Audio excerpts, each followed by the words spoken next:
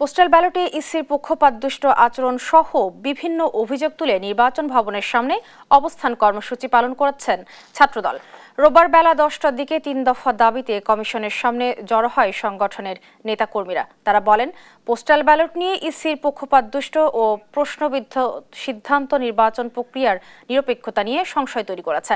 Commission একটি বিশেষ রাজনৈতিক গোষ্ঠীর আজ্ঞাবহ হয়ে কাজ করছে বলেও অভিযোগ করেন নেতারা। শাহজালাল বিমান ও প্রযুক্তি বিশ্ববিদ্যালয় এবং জগন্নাথ বিশ্ববিদ্যালয়ে ছাত্র সংসদ নির্বাচন ঘিরে অনৈতিকতার অভিযোগও তোলেন ছাত্রদল নেতারা।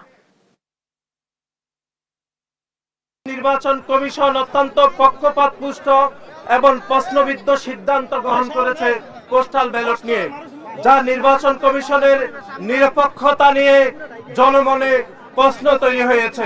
পোস্টাল ব্যালট নিয়ে যে বিতর্ক তৈরি হয়েছে, অনতিবিলম্বে নির্বাচন কমিশনের সেটি সমাধান করা উচিত বলে আমরা মনে করি। নির্বাচন কমিশনে চলছে শেষ দিনের আপিল শুনানি, আর ভবনের সামনে অবস্থান কর্মসূচি পালন করছে ছাত্রদল। সেখানে আছেন সহকর্মী তন্দ্রা তারুণ্য। আমরা সরাসরি চলে যাচ্ছি সেখানে। তন্দ্রা, দাবির বিষয়ে কি বলছেন ছাত্রদল নেতাকর্মীরা, আর কমিশনের আপিল শুনানি নিয়ে কি তথ্য আছে জানাবেন? রিপা, ধন্যবাদ আপনাকে। আজকে কিন্তু অষ্টম দিন চলছে আপিল শুনানির বিরুদ্ধে আপিল শুনানির নিষ্পত্তির কিন্তু আজকে শেষ দিন, এবং এই আজকেই কিন্তু ছাত্র দলের নেতাকর্মী থেকে শুরু করে সদস্য যারা রয়েছেন তারা কিন্তু নির্বাচন ভবনের সামনে ঘেরাও কর্মসূচি তারা পালন করছেন এবং অবস্থান কর্মসূচি তারা পালন করছেন।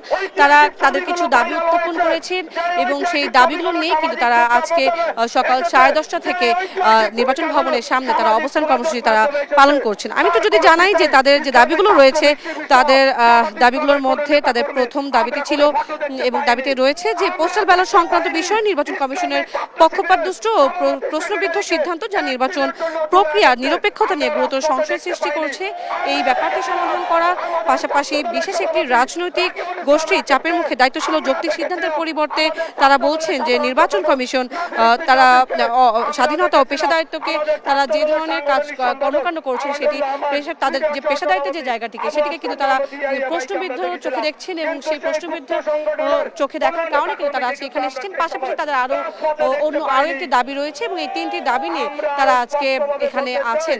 এবং ছাত্রদলের কেন্দ্রীয় কমিটি সভাপতি, সাধারণ সম্পাদক, আমরা তাদেরকে দেখেছি, তারা এখানে এসেছেন। সকালে এখানে আমরা দেখেছি রাকিবুল ইসলাম রাকিব, তিনি ছিলেন।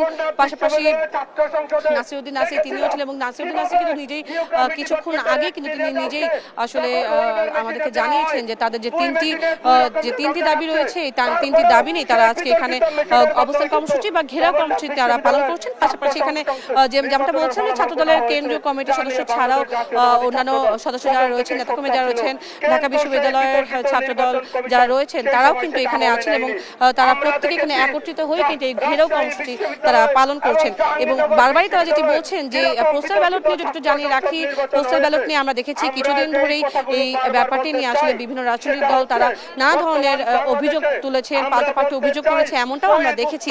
এই পোস্টাল ব্যালট নিয়ে বা পোস্টাল ব্যালটকে কেন্দ্র করে কিন্তু আজকে এই ঘেরাও কর্মসূচি প্রথম দাবিটি কিন্তু ছাত্র দলের। পাশাপাশি একটু জানিয়ে রাখি যে আজকে যেহেতু নির্বাচন কমিশনে বা নির্বাচন ভবনে আছে কিন্তু আপিল শুনানির শেষ দিন এবং আজকে শেষ দিনে অষ্টম দিনে আজকে কিন্তু 611 থেকে 645 পর্যন্ত ক্রমিক টঙের যাদের আপিল শুনানি রয়েছে তাদের আপিল শুনানি হবে। পাশাপাশি আজকে অপেক্ষমান যে আপিল শুনানিগুলো রয়েছে সেগুলো হবে, অর্থাৎ মোট 65টি আপিল শুনানি আজকে সম্পূর্ণ হবে।